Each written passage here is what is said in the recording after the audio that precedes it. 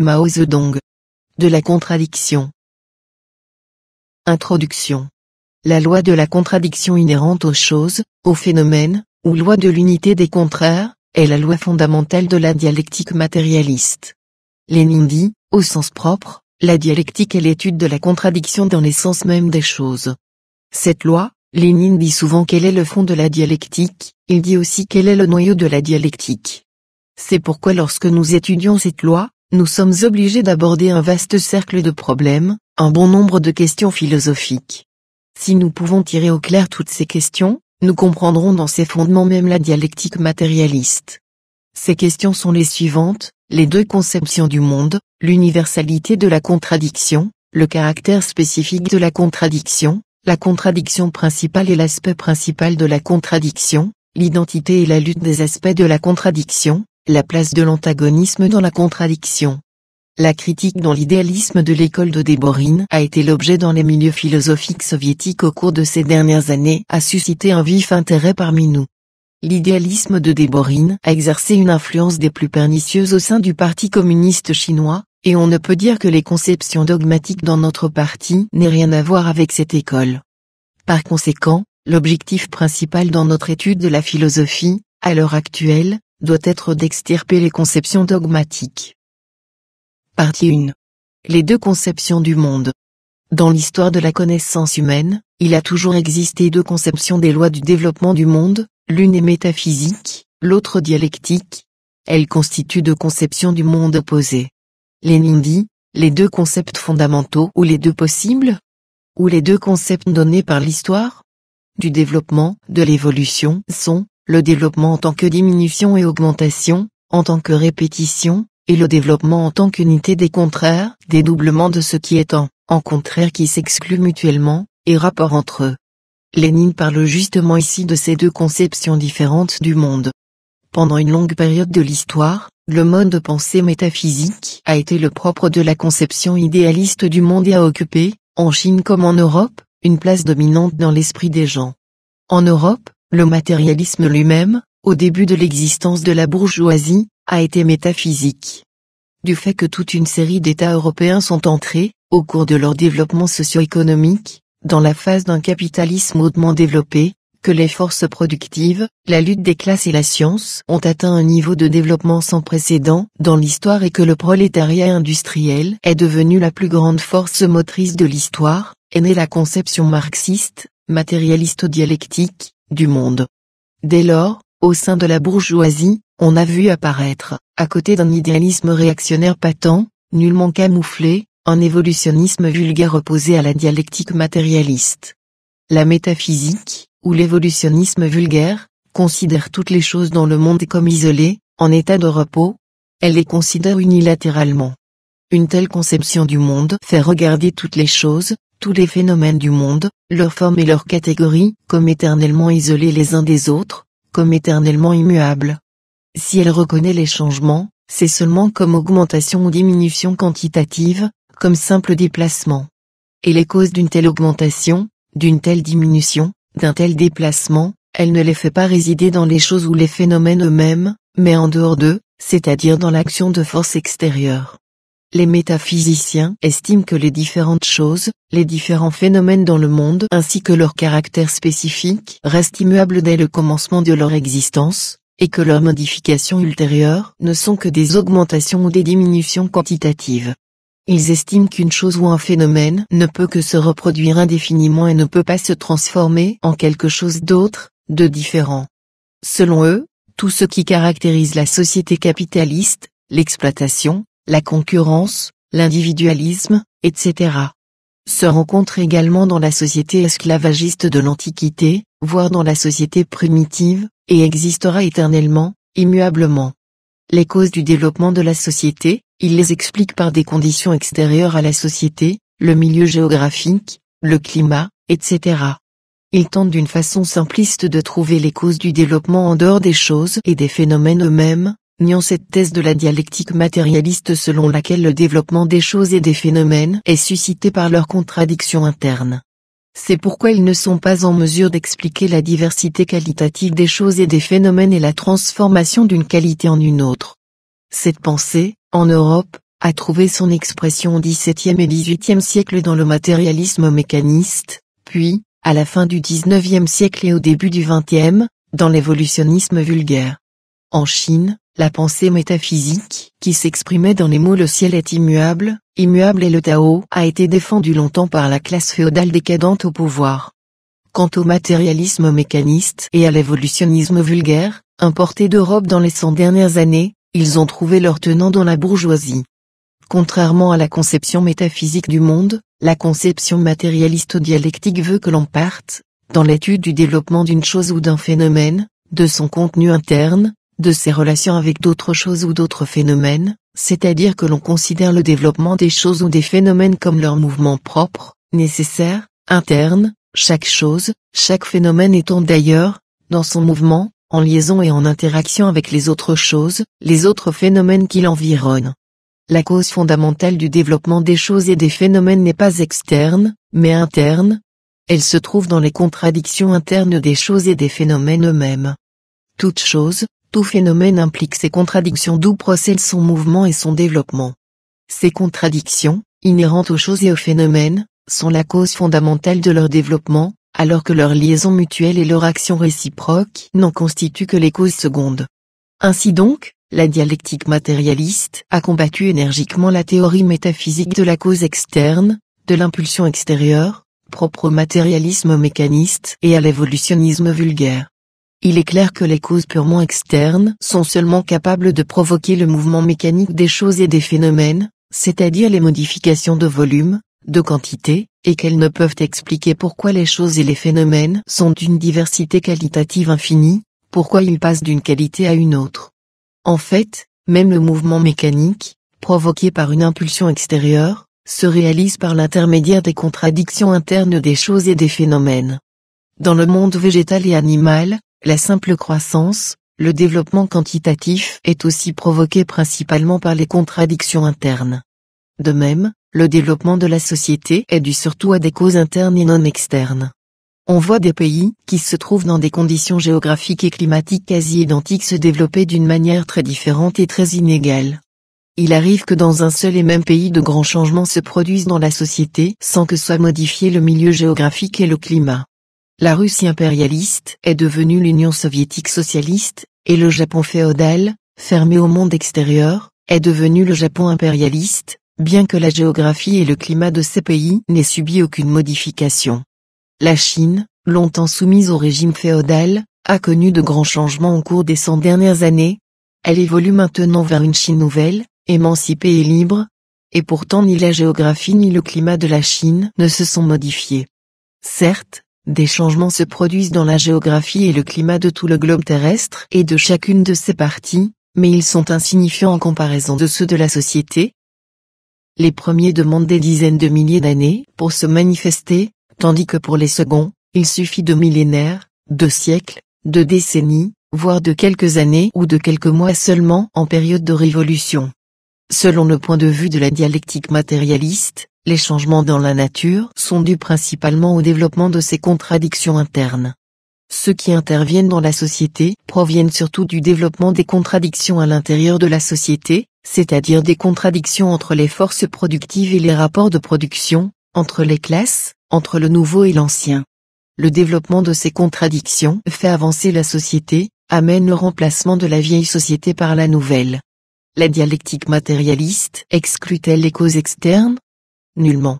Elle considère que les causes externes constituent la condition des changements, que les causes internes en sont la base, et que les causes externes opèrent par l'intermédiaire des causes internes.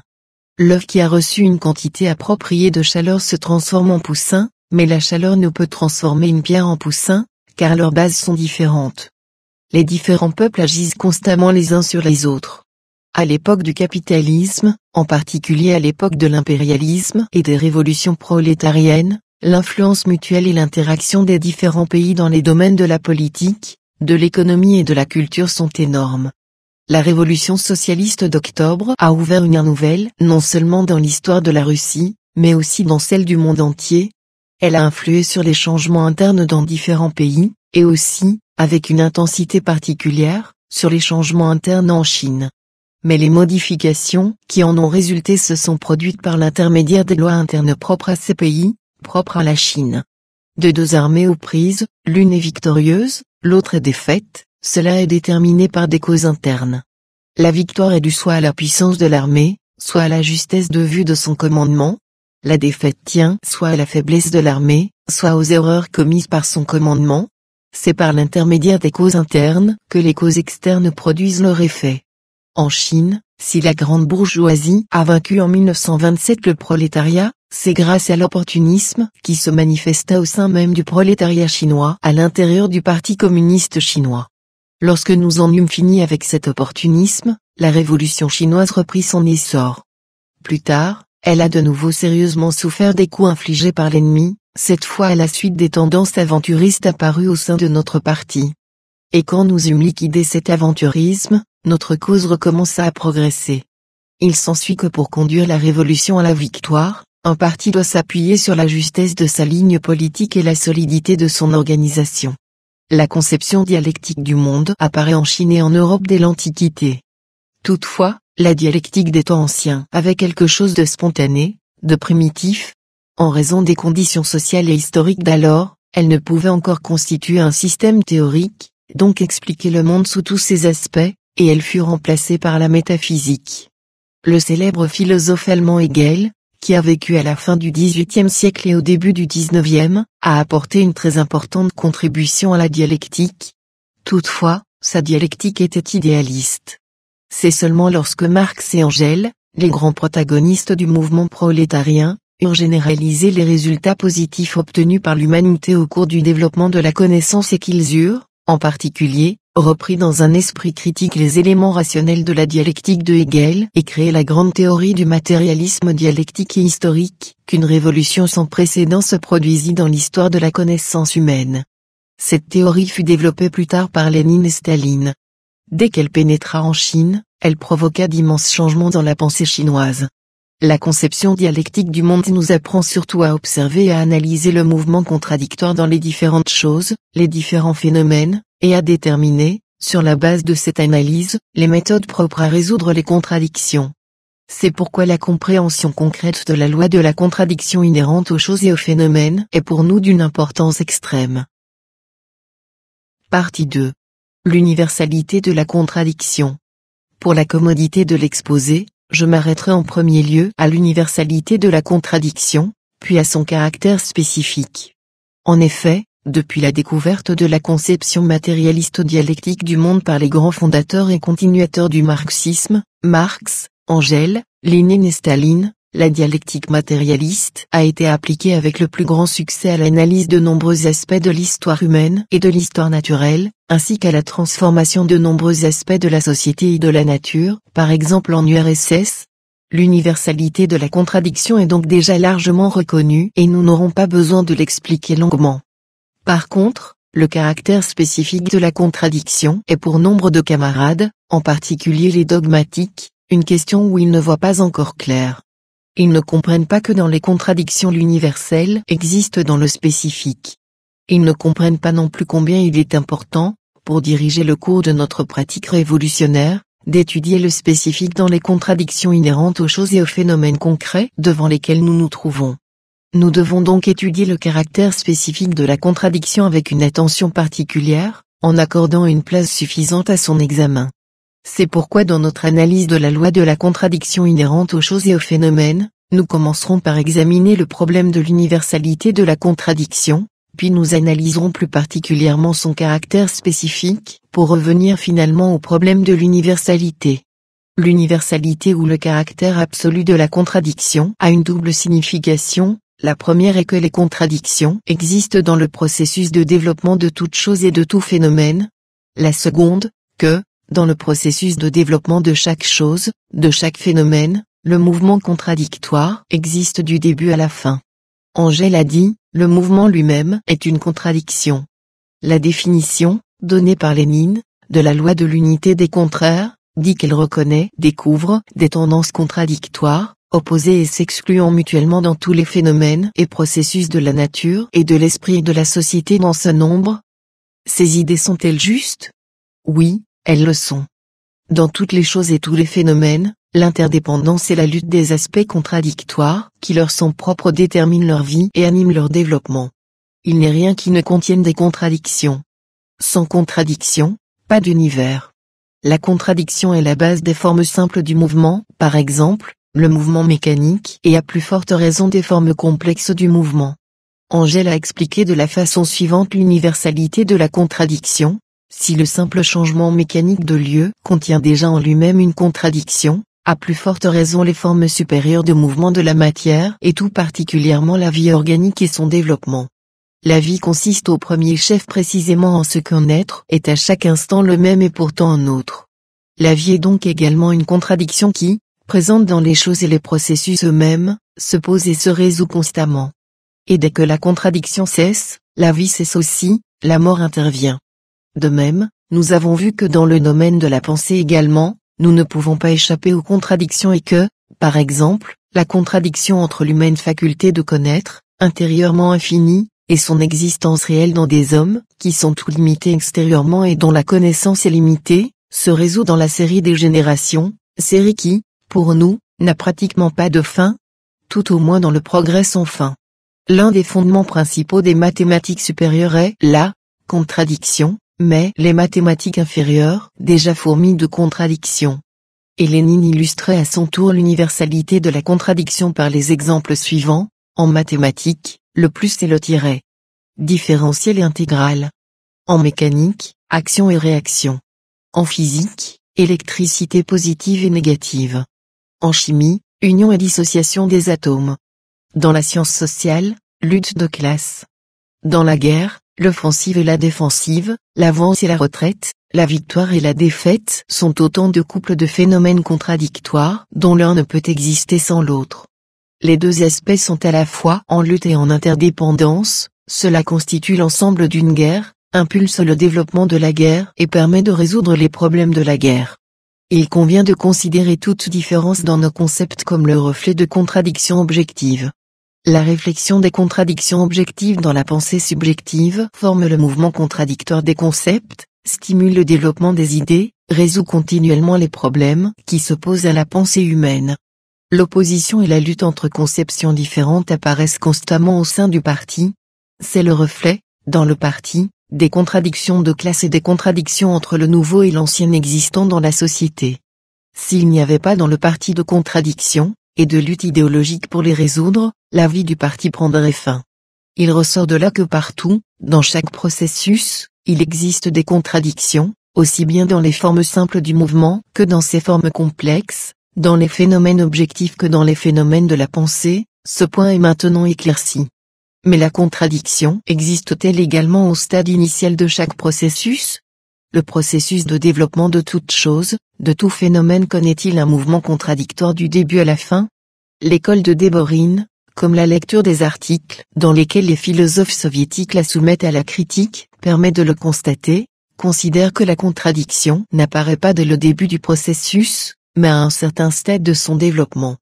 Il s'ensuit que jusqu'à ce moment le développement du processus se produit non sous l'action des causes internes, mais sous celle des causes externes. Déborine revient ainsi aux théories métaphysiques des causes externes et du mécanisme. Appliquant cette façon de voir à l'analyse des problèmes concrets, l'école de Déborine arrive à la conclusion que, dans les conditions de l'Union soviétique, il existe entre les koulaks et la masse paysanne seulement des différences et non des contradictions, et elle approuve entièrement Boukharine. Étudiant la Révolution française, elle soutient qu'avant la Révolution, il existait également au sein du tiers-État, composé des ouvriers, des paysans et de la bourgeoisie, seulement des différences et non des contradictions. Ces vues de l'école de Déborine sont anti-marxistes. Cette école ne comprend pas que dans toute différence il y a déjà une contradiction et que la différence elle-même constitue une contradiction. La contradiction entre le travail et le capital est née avec l'apparition de la bourgeoisie et du prolétariat, mais elle n'est devenue aiguë que plus tard. Entre les ouvriers et les paysans, même dans les conditions sociales de l'Union soviétique, il existe une différence. Cette différence est une contradiction qui, toutefois, contrairement à la contradiction entre le travail et le capital, ne peut s'accentuer jusqu'à devenir un antagonisme ou revêtir la forme d'une lutte de classe. Les ouvriers et les paysans ont scellé une solide alliance au cours de l'édification du socialisme, et ils résolvent progressivement la contradiction en question dans le processus de développement allant du socialisme au communisme. Il s'agit ici de différentes sortes de contradictions, et non de la présence ou de l'absence de contradiction. La contradiction est universelle, absolue. Elle existe dans tous les processus du développement des choses et des phénomènes et pénètre chaque processus, du début à la fin. Que signifie l'apparition d'un nouveau processus ?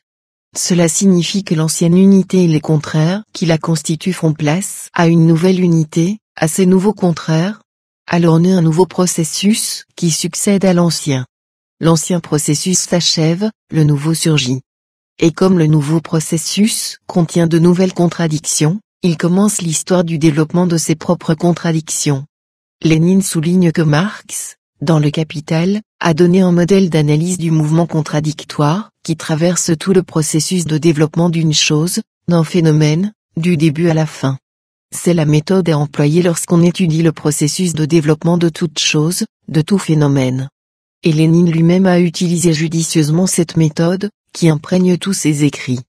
Marx, dans Le Capital, analyse d'abord ce qu'il y a de plus simple, de plus habituel, de fondamental, de plus fréquent, de plus ordinaire, ce qui se rencontre des milliards de fois, les rapports dans la société bourgeoise marchande, l'échange de marchandises. Son analyse fait apparaître dans ce phénomène élémentaire, dans cette cellule de la société bourgeoise, tous les antagonismes ou embryons de tous les antagonismes de la société moderne. La suite de l'exposé nous montre le développement et la croissance, et le mouvement de ces antagonismes et de cette société dans le sigma de ses diverses parties, depuis son début jusqu'à la fin. Et Lénine ajoute, tel doit être aussi le mode d'exposition ou d'étude de la dialectique en général. Les communistes chinois doivent assimiler cette méthode s'ils veulent analyser d'une manière correcte l'histoire et la situation actuelle de la révolution chinoise et en déduire les perspectives.